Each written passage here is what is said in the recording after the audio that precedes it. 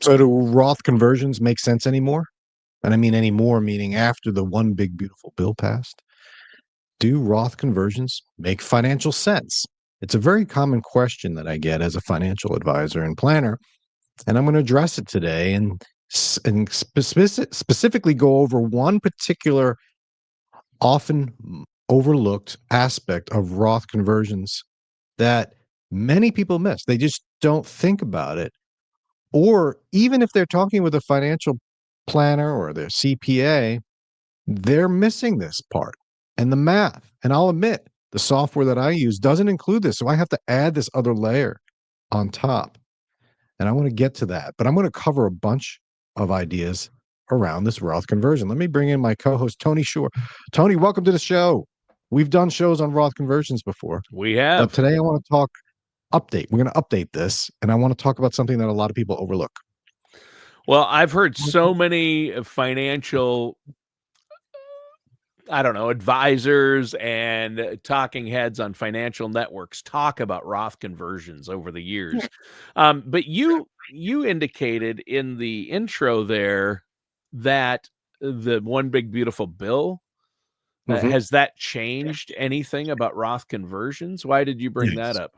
Yeah. You just So love saying one big beautiful bill. the You just beautiful, beautiful. I say it. It's just it hurts. It's such a good bill. It hurts me physically, and mentally. So Trump's tax cuts were permanent. They were made permanent. I say permanent because Okay. what's permanent in the tax code? It's permanent until the new president comes in Yeah, and yeah, says, we're done with that. yeah. But what that's done is it's added some clarity. So it makes tax planning a lot easier because one of the things that was in it was expected to expire in 2025 was that 12% tax bracket. The tax brackets were going back to where they were before the Tax Cut and Jobs Act from Donald Trump's first term. Mhm. And the 12% bracket, where a lot of people find themselves in retirement, was going to go to 15%. So during this time frame, it was, well, let's do a conversion because we know there's going to be a 20% increase in taxes just from going from 12 to 15. Right, that's why And all everyone the other was brackets pushing it. changing. Right. That's why all Right. the financial advisors like yourself, Roth conversion, Roth conversion, Roth conversion, because the reasoning was taxes are on sale. They're at an Right. all-time tax brackets are at historic lows, right? Right. And the standard Roth math, I call it the math. I know you don't like math. You, you're starting to sweat already. But the standard philosophy was, is my tax rate going to be lower now? Is it lower now than it will be in the future? And if so, let's do Roth conversions. Let's fill up my tax bracket because my tax is going to be higher in the future. Pay them now. In the Roth, you don't pay tax on the gains or the growth or the distributions ever, right? Why not pay the tax now and then have the growth? That's the standard basic table stakes, right? And Right. so And then you're the talking when you now say the future, you're talking about retirement. So we're talking about all these people who have right, 401 traditional 401ks, traditional IRAs, converting that into a Roth because all that money that you've saved in your 401k or traditional IRA or TSP, the tax deferred employer accounts, the 403b, those are all going to be fully taxable, everything, principal and interest, when you take it out in retirement. So, am I going to be in a lower tax bracket in retirement or am I in a lower tax bracket now? Is that the question? that's the question. And so the basic question is, do I do it and do the math? And that's how most do it. And the Trump tax cut permanent now makes the math a little easier to do. Plus, it also says, well, this 12% bracket's going out in perpetuity. Maybe it doesn't make any more sense. Maybe my tax bracket is not going to go up. It's actually going to go down. So maybe I shouldn't do Roth. So I feel like a lot more people feel like they have to do a Roth because that makes sense and they want to be smart, but the math says otherwise. There is a factor that I'll get to that will change that, which many people miss.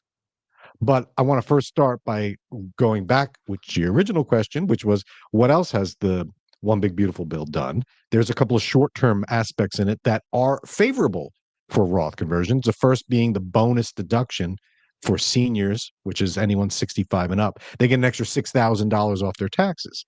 So all things equal, now you have an extra $6,000 you can convert at that current tax bracket. Hmm.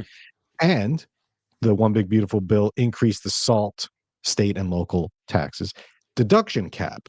So Sure. those two things kind of add to the ability, or to the, it benefits the math to actually do a conversion now, or at least between now and 2028, when these two bonuses or caps on the deductions are favorable. So that's one of the main things, and you'll see a lot of headlines about that. Oh, now the Roth are better because of these, but that they're still missing the boat on something else. The other strategic opportunity has not changed, and this is what I like to push, especially for younger people who might be transitioning to a new job. They might do a Roth conversion because they are relocating, and so they're going to have a gap in employment. Their income is down that year. That might be a good time to convert, because you can convert before age 59 and a half without paying a penalty for early. You can do conversions at any age Sure. without penalty. It's just most people don't have zero income in a year or low income in a year because they're constantly working. And the big one where I find I do a lot of conversions is retirement, early retirement. People go from working, big salaries, and then boom, they go from salary to zero. That's a huge opportunity to Yeah. do a Roth conversion, right? So that hasn't changed, and that's still a strategic move. But there's a few things that I don't want people to forget when they're doing that. I mean, this is all part of tax planning. This is Right. all something people should be doing every year. Now, Now, we're talking we're about taxes, and I know you're going to dig into it, and this is all about, minimizing your tax burden in retirement, which is what we all want to do. So, but I always hear a lot of financial advisors like yourself who have your licensure, fiduciaries.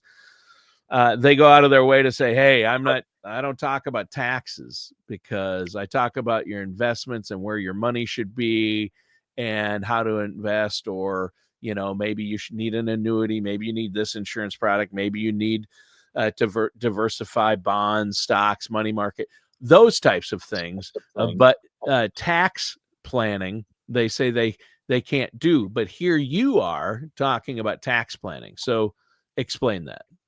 Don't tell anybody. Don't tell Uh, the regulators. you're No, not a C. yeah, Now you're not a. Now if you're you're not a CPA, right? I am not a CPA, and Okay. I don't actually prepare people's taxes. There's a big difference between tax preparation and tax planning. Yes. Every year, people do their taxes, hand this, accountant, here's my stuff, here's my box, here's my numbers, and then they come back, how much do I owe, right? That's I don't do that. That's not really fun anyway, and it's not it's helpful. You got to do that. But what I'm talking about is tax planning, and that is, okay, For the you have a future. CPA? Let me get on the phone with your CPA and let's talk. Or you do your own taxes? Let's sit down and strategize about some of the things you can be doing, like a Roth conversion, that might make sense to help you save taxes. Sure. So, yes, most financial advisors, especially at the big companies, will treat it like a third rail. I'm not touching that. They don't want the liability that's associated with providing tax advice. And I get that, because, Big Brother watching them is like, you can't talk about that, but you can talk about these mutual funds all day, but don't talk about taxes. And I think that's one of the biggest value adds that a financial advisor, a true one, can provide, which is give tax advice.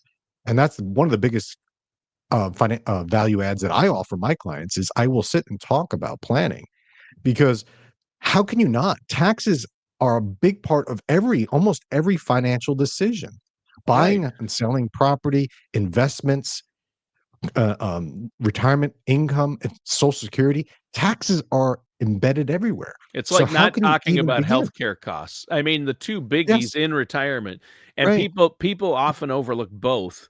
The two biggest expenses a lot of people, not everyone, but a majority, I would say, of people are going to have in retirement are taxes and healthcare. Now, maybe you will be in a lower tax bracket in retirement. Many people are, but then you have to take money out of those IRAs and those 401ks, and that's fully taxable. Those are joint accounts with Uncle Sam. That's not all your money in there. 25, 30% of that money could not be yours and be Uncle Sam's. Do you not want to try to minimize that tax burden and do it while you know taxes are low? Yeah, I see your point. But we do need to clarify, and I think legally you can do this as long as you let people know, hey, I'm not a CPA. I'm not a licensed CPA. I work alongside my clients' tax professionals like CPAs. But tax planning has to be a part of retirement income planning because it's one of the big, you have to look at all the, you have to, if you're not looking at inflation, taxes, healthcare costs, I mean, those are three huge things that can just completely derail people's retirement. Do you want your money to last throughout your entire retirement? You better have a financial planner who's looking at the big picture. And the good financial planners all do, but they're afraid to talk about it on the air or on, I'm old school, I say on the air, but on a podcast or in public because they're worried about that. You know, I'm not a licensed CPA. You're not, but you're not actually giving tax advice on how they should file this year or what you're looking ahead and saying, you know, CPAs, the unfortunate thing about tax preparers who are licensed tax professionals is they're typically just looking back at the past year.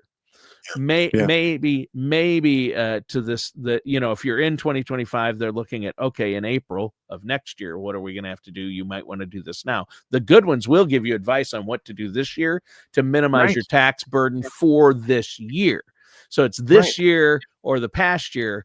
It's never, okay, in 8 years or 10 years when I retire, when my wife and I retire, what is my tax situation going to be? What about my retirement accounts? Has your CPA or tax preparer at H&R Block ever asked you about money in your retirement accounts before you were retired? Before you retired, like it's the best time. You're 55. I'm going to retire at 60. Well, you got 5 years to figure out the tax situation. What? I'm still worried about getting my tax return done on time. You're telling me to think 5 years ahead? Yes, I am. And the good financial planners will. So speaking of health insurance, Tony, there's a few things I don't want people to forget about Roth conversions. And we've done a show on Roth conversions before. So if you want to watch more of this, you can go there. But I just want to, just a simple reminder before I get to the number one thing that people are missing. ACA or Obamacare subsidies based on modified adjusted gross income.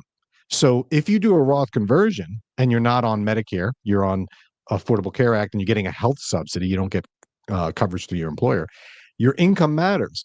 And a Roth conversion will count as that income level. It'll show up and your subsidy will be reduced.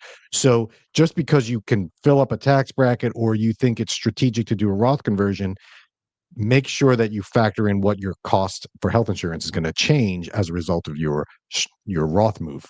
Very it's complex, but people don't think about that. You know, the financial person will be like, oh, do the Roth, it makes sense, tax is great. Oh, what about the Obamacare? So, oh, I'm not health insurance. I don't know anything about that. I'm not on that. Right. So again, you got to look at the big picture. The other thing is, all right, now, okay, Dan, I'm not on the ACA. I don't care. I'm on Medicare. I get that extra $6,000 bonus deduction because I'm 65 and I'm on Medicare. Well, there's also the IRMA, you know, Aunt Irma. You got Uncle Sam, you got Aunt Irma, the income related monthly adjustment amount. The Medicare surcharge, you'll pay more for Part B and Part D based on your income. So that includes Roth conversions. People don't realize that. So if you do a big conversion, you might see a spike in your health insurance costs through the government.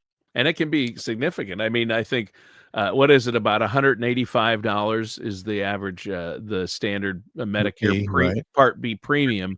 That can go up to over $600 with IRMA. Tony. I mean, Wow. if you make enough, right? I mean, that's crazy. Yeah. Yeah. I mean, it's a good problem to have because that means you got Well, income. sure. But Yeah. I mean, Yeah. but there's a difference between having income and doing a Roth conversion. But according to the math, it doesn't make a difference if made $500,000 investment gain or you made $500,000 salary versus doing a conversion. It's the same, and you still paying the same surcharge. Even I don't. This is a one-time thing. Too bad. Yeah. Okay. Also, don't forget about the long-term care. I mean, the long-term capital gains tax brackets, because long-term capital gains are taxed differently than ordinary income. So you're like, oh, I'm doing a Roth conversion. I'm going to reduce my tax burden on the IRA money, 401k money. Well, what if you could also get a 0% tax bracket for long-term capital gains? We've done a show on that. And you don't want to miss that or forego that trying to chase, oh, I can get a little bit more at 12%. Well, if you would have done it differently, you could have gotten some 0% gains. Why don't you? So you can't ignore long-term capital gains tax brackets while you're doing Roth conversions. And the last one, not to forget, before I get into the one that people really forget, is don't forget about QCDs, qualified charitable distributions. Because the standard is, okay, I'll do a Roth conversion, I'll pay the taxes now, I'll have less in my IRA down the road when I'm forced to take required minimum distributions. So this is all good. This is common. This is table stakes. You do conversions, reducing your required minimum distributions later. But people forget, hey, I'm giving to charity. Why not do a qualified charitable distribution from my IRA that counts toward the RMDs, and I don't pay tax on it? Win-win. So don't forget about those too when you're planning and factoring in the Roth, because you might be able to do both. Yeah. So you're saying there are reasons not to do Roth conversions and reasons to do Roth conversions, but you've got to, once again, Dan, I like how you lay it out, because it comes down to the math and each individual's personal situation. There's not a Correct. blanket advice here for everyone listening. And so many people nowadays want to latch on to some advice and say, this is what this guy says to do this, and he's an expert. But your situation is different, and Right. everybody's situation is different. But it sounds to me like a lot of the negatives you said that you have to watch out doing Roth conversions for. A lot of them, like Irma, that's maybe an argument to do a Roth conversion, but to do it earlier, before you hit retirement, not in retirement. Right, Right? before you're on the Medicare, but then what if you're on the ACA, True. So True. but you're right. You do the conversions early, it might help with IRMA. It might help with the RMD reduction Right. and bumping you to a forced tax bracket whether you want it or not. But I think the point of showing these is you got to factor in all these things. Don't neglect one because you might be surprised and be like, "Well, the math made sense." Yeah, but you forgot about that. And, Right. oh, geez, I didn't realize that, Yeah. because I get that a lot. Mm-hmm. Um, and the big picture, and this is the one I want to talk about, Tony. The common factor is, oh, I'm too old. I'm too old to do conversions. I'm I already in my always wonder 70s, that about man. myself. Like, are my wife and I too old, or what's the point at which it's too late for us it makes sense for us to do Roth conversions? Is there an Why? age? Why is there an age? So what I mean, I'm curious as to why you think too old. What is that? What is the logic behind being too old to do a Roth conversion?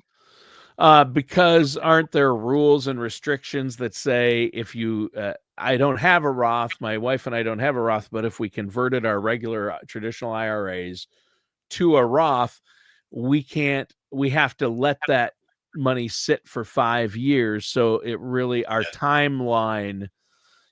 But again, I suppose there's no one set time, like 65's too late, 55's too early, or 40's too early. It's I get the impression it's never too early, right? I mean, my daughter at 21 started a Roth, and that's pretty good, right? Well, yeah, I've that's been nice. told that's amazing by It's good for every her. financial person. Yeah, for her. Right. Yeah. But we're sitting here with these 401ks and IRAs. Do we bite the bullet, pay taxes, and do a Roth conversion now? And if we wait too long, will it be too late? I'm just asking that. We don't No, know. you're right. And this is the common question. And You mentioned two things. One, the 5-year rule, but that's easily mitigated by opening up a Roth. It's any Roth you've opened in your lifetime, as long as it's been open for more than 5 years. So open up a Roth. You don't even have to put anything in it, and then you start the clock ticking on that 5-year rule. But for the most part, the question about age is: do I have enough time to have that growth, the tax-free growth in the Roth, make up for the fact that I just had to pay Uncle Sam right away? Ah, Oh, okay. I'm too old because I don't have enough time for compounding interest to make it really worth it. And that's where I'm saying people are missing the boat. Because yes, if you look at it from, all right, I'm 80, should I do a Roth conversion? I don't know. Maybe not. How long are you going to live? In better, maybe it's better off just riding it out. Sure. Um, and then it's the real math comes, well, if I do a Roth conversion, I'm going to convert at the 22 or the 24% tax bracket. It's easy when it's at 12 because that's 10% less, but 12% tax. But I don't know. What if I don't live long enough to make it up? What I'm thinking people are missing is if they have a legacy consideration. If you're planning to leave money to your children or Ah, grandchildren or the next generation, you have to factor in them and their tax situation and their life situation and at that time. that makes the math for a Roth conversion and just doing a Roth very advantageous rather than leaving them the traditional IRA with you're leaving them with a tax burden Right. if you don't convert to a Roth. If you have an IRA and you pass away and you leave it to a non-spouse, let's just say you leave it to your children, Right. they are going to inherit that and have to pay taxes on it because you never pay tax on it. If they inherit your Roth, they don't pay tax. So they love that. Yes. You've paid the tax already. So yes, maybe it didn't make financial sense for you to do a Roth conversion, but when you add in the fact that your children are going to inherit this and they don't have to pay tax, that might change the math. And the reason is because you can't avoid taxes on an IRA by passing it to the next generation. You can avoid taxes on the stock portfolio or the house or the investment property that gets stepped up when you die. But an IRA doesn't get a step up and now someone's paying the taxes. So, if you factor in not only your life expectancy to do a Roth conversion, how long are you going to live? Can I make it up? Does it make sense? You add an additional 10 years onto that because the rules are if you inherit an IRA from a parent, you have to spend it within 10 years. So, what is the typical? So, let's assume people die around 80s, right? The life expectancy might be 81, 82. I'm not sure. Changes every day, right? Depends what you eat and who you hang out with. But Yeah. how old are the children that are inheriting these IRAs? Our age, 50s, 60s, In their peak right? earning years. In their peak earning years, Tony. 100%. Yeah. So if I inherit an IRA today, I pay taxes ordinary and I take it.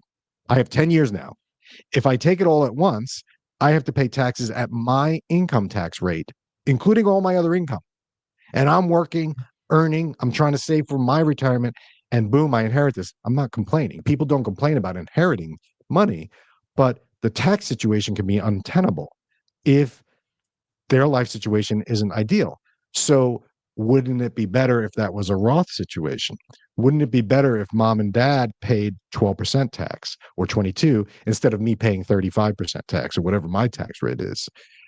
That's a strategic consideration. I'm not saying, me, Tony. I'm a big proponent of people spending money. I'm not, I didn't get inheritance. My parents were like, we're going to spend it. I'm the youngest of four. It's not like this, a big Enough to go pot of around gold, anyway. Yeah. right? So I don't do that. And I don't, but if a client comes to me and says, I want to leave my kids better off than I was, I want to leave them this, that's when a Roth conversion might actually make sense. It's very similar to Social Security, Tony. Maybe your life expectancy and life situation suggests that you should take Social Security at 62 because you do the math, your life expectancy, whatever, take it at 62. but you're married and your wife is perhaps younger, and her life expectancy is such that your benefit is going to become hers when you die. All of a sudden, the math for you expands because it's including someone else. It's Right. including your wife. So maybe it makes sense for you to delay Social Security, even though it's not benefiting you, it's benefiting your family. Same with Roth conversions. If you're thinking just you're in a silo, just your tax situation and not factoring the kids, it changes the math, it changes the formula, and I think a lot of people miss that.